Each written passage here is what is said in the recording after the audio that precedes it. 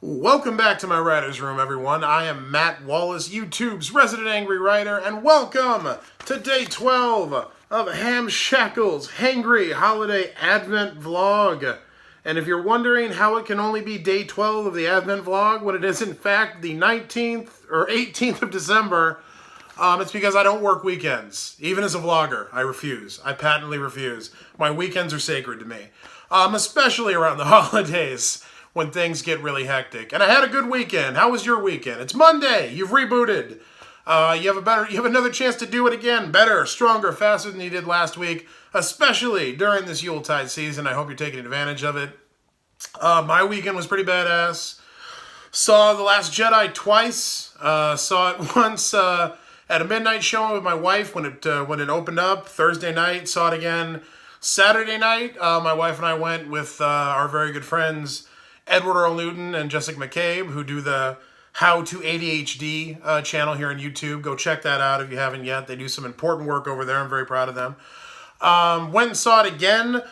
I still liked it. My wife had some complaints upon a second viewing. Felt it needed some editing. But all of her critiques were like valid filmmaking things. They weren't like the massive fanboy ire that I think a lot of people are seeing on social media today and have been the entire weekend. A lot of people mad about Star Wars because that's what we get mad about. We don't get mad about any of the other the real things that are going on in the world. We get mad about a science fiction fantasy movie.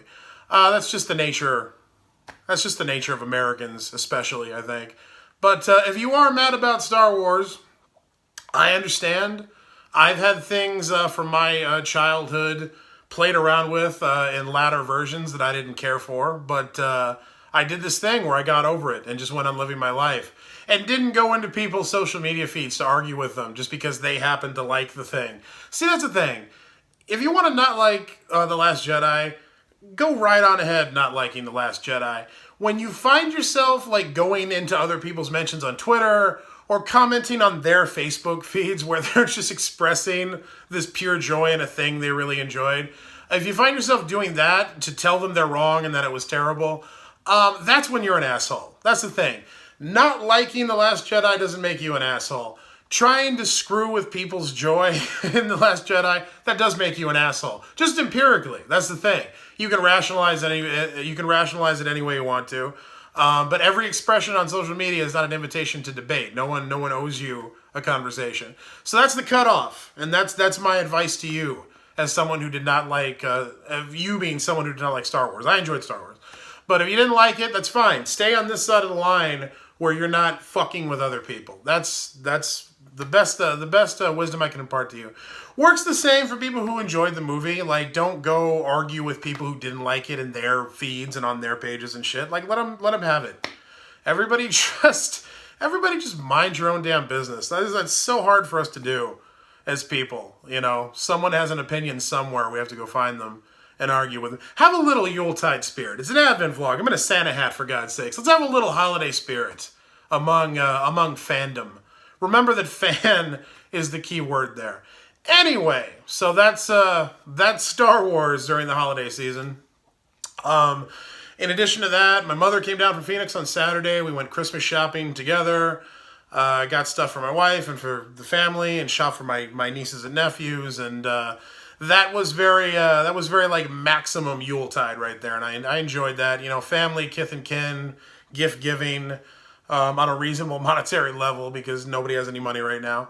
That was cool. Enjoyed that very much. Sunday was the best day though. Sunday was the greatest day of this extended weekend that began with the Thursday night midnight Star Wars premiere. Because on Sunday my wife and I basically just stayed in bed all day and did nothing, and it was amazing. It was like better than heroin could ever be, and I mean like the good heroin, like that good hard white. You know, just like, it was amazing. We just kind of stayed in bed and she watched YouTube videos and I kept falling asleep on her, and it was just amazing. And it was a thing that needed to happen. I think we sort of needed to happen all year. I can't remember a Sunday or any day this year where we just kind of did that, where we gave over to sloth and did nothing. And it was amazing. And I advise everyone out there to find a few hours for that. I know we're all very busy and stressed, But God, it was good. I wish every day could be like that. And when I am independently wealthy, every day will be like that. You'll also never see any of these vlogs again. You'll never see me tweet. You'll never see me do anything. I will disappear. I will disappear off the face of the planet when I have enough money to necessitate that. That is my ultimate fantasy, is to never communicate with anyone in any form or fashion again. I exaggerate, obviously, except about the Twitter thing. I will absolutely quit Twitter. Anyway, so day 12 of the Advent vlog. I had to look down and check. I lose track. Today is going to be dedicated to Manolo Vargas. Manolo Vargas is a subscriber to my wrestling YouTube channel, Matt F. and Wallace. If you haven't checked that out yet and you're a wrestling fan, please do so. I do unboxings of wrestling crates, and I'm working on a bunch of other content for that channel. Manolo wanted to know like my favorite Christmas memories of pro wrestling as a kid, which I thought was a cool request, because pro wrestling was such a big part of my childhood, and you rarely connect like holidays with something like pro wrestling. Even though when I started to think about it, like pro wrestling always factored really heavily into my holidays. Like when I was a kid, Thanksgiving wasn't about turkey or being with family or giving thanks or any of that crap. Thanksgiving was about the WWF Survivor Series, man. The Thanksgiving Eve tradition, you know?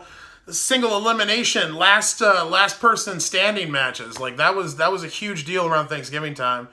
And when I think of wrestling and Christmas, the first thing that springs to my mind, obviously, is Rowdy Roddy Piper in, I believe, 1989 or 1990 on Primetime Wrestling, like their Christmas episode of Primetime Wrestling. Roddy Piper beating the crap out of Bobby Heenan because Bobby Heenan told all the kids watching out there, and this was back when the WWF was a kid product. Like, that was their demo. But Bobby Heenan, again, one of the greatest heel managers, if not the greatest heel manager of all time, telling children at Christmas on a national telecast that there was no Santa Claus. He said this to all the kids out there. It was ruthless. It was savage. It was peak Bobby the Brain Heenan. And just, like, as a kid, obviously, I was horrified. I thought he was the worst human being who ever lived. By then, I didn't even really, like, I was hip to the Santa thing. But, like, even as a little kid, I'm like, I can't believe he put on a Santa suit, ironically, and said there's no Santa Claus. It was like one of the greatest heel moves of the entire 80s or 90s. I would stack that up against any other heel move you can come up with. No one did a bigger bad guy thing in that era of wrestling than Bobby Heenan telling all the kids there were no Santa Claus. So what happened was Roddy Piper, who was a good guy by this point, even though he had been one of the defining heels, the defining bad guys of the 80s, he was in another studio. He wasn't even on the set with Bobby Heenan and Gorilla Monsoon. Roddy Piper came from another studio, like across town, and showed up in the middle of the telecast and beat the crap out of Bobby Heenan and proceeded to cut what I consider to be one of the greatest unrecognized face promos of all time. You know, when you talk about like Dusty Rhodes and his Hard Time promo, or Ultimate Warrior and Hulk Hogan talking about living forever at WrestleMania 6. Because it was seasonal and about Santa Claus, I feel like this gets overlooked. But Roddy Piper basically told everyone out there, hey, I've lived on the street. I know what it's like to have no toys during Christmas. I know how important Santa Claus is. And he basically said, there is a Santa Claus. He gave his version, a pro wrestling promo version of Yes, Virginia, there is a Santa Claus. It was that and then Roddy Piper in 1990 saying there is a Santa Claus. And as long as Roddy Piper is around, there will remain a Santa Claus. Those were his immortal words. And I never forgot that. And it was one of the... And really, because it was a Christmas thing, I think we tend to dismiss it. But if you look at it in the pantheon, what was more pro wrestling than Roddy Piper doing a run-in and committing assault and then cutting a promo, all to reinforce the myth of Santa Claus? It was amazing. It was an amazing moment. If you haven't seen it, you can find it on YouTube. Just tweet Roddy Piper, not tweet, but search Roddy Piper Santa Claus on YouTube. A bunch of clips will come up. You can see him cut that promo, and it's amazing. And he means it too, man, because Roddy Piper really was a street kid. He did come from the streets. He was homeless at one point. He was homeless for a long time. He had a hard life, and you could really tell that he was drawing from a very real place when he cut that promo and assured all the kids out there is a Santa Claus, and as long as I'm here, there will remain a Santa Claus. That was old WWF at its best. If you're gonna ask, if someone who doesn't like wrestling and feels it's that lowest common denominator, big sweaty men beating on big sweaty men thing, if they were to ask me what's the value of professional wrestling, I would point to that that cultural moment as one of like the top 2 or 3 things. So Manolo, there's my answer. That is my fondest wrestling-related Christmas memory. Was as a kid, was Roddy Piper assuring me that there was. It made me believe, man. Roddy Piper is gonna commit assault on someone on national TV and tell me there's a Santa Claus. Who am I to dispute that there is in fact a Santa Claus? So yeah, Manolo, this episode was dedicated to you. Thank you for that request. Hope you enjoyed it. I will be back all this week with the vlog, the Advent vlog here. I'm behind on my 12 Days of Hamshackle's Hangry Holiday Haymakers. I know that. I got the first 2 episodes out, and then, again, I had family in town. It's Christmas. It's hectic. I'm doing the best I can. I'm going to catch up on those episodes. Don't worry, people who are enjoying my action movie retrospective. In the meantime, Hamshackle's Hangry Holiday giveaway still going on. Subscribe now for your chance to win one of 2 amazing mystery prize packages. I will be announcing the winners on Christmas Day here on the vlog. Check out the video in the description for details on that giveaway. My wife and I are going to be doing more gift guide this week. We've got some new boxes in that we're going to try. Also, if you haven't, Ditch Diggers, the podcast, the Writing as a Job, Business of Writing podcast I do with Merle Lafferty. We released our 50th episode recently. It's about knowing your value as a writer. I'm very proud of that. Check the link for Ditch Diggers in the descriptions. Go check that out. We just recorded our end-of-year episode with authors Chuck Wendig and Cameron Hurley, completing their trilogy of guest appearances on Ditch Diggers. Doing a lot of stuff on the Ditch Diggers podcast I'm really proud of. Please go check that out for all the writers out there. It's something I really believe in. We're trying to educate and advocate for freelance writers and freelance creators everywhere. It's what we're doing. Please go check that out. Go buy Gluttony Bay if you haven't. That's the current Sin du Jour book that I've got out now. It's getting some really good reviews. A lot of people pointing out, even in the good reviews, how dark this book is in relation to the rest of the books in the Sin du Jour series. And they're absolutely right. And all I can say is that Gluttony Bay is the first Sin du Jour book I wrote after the election.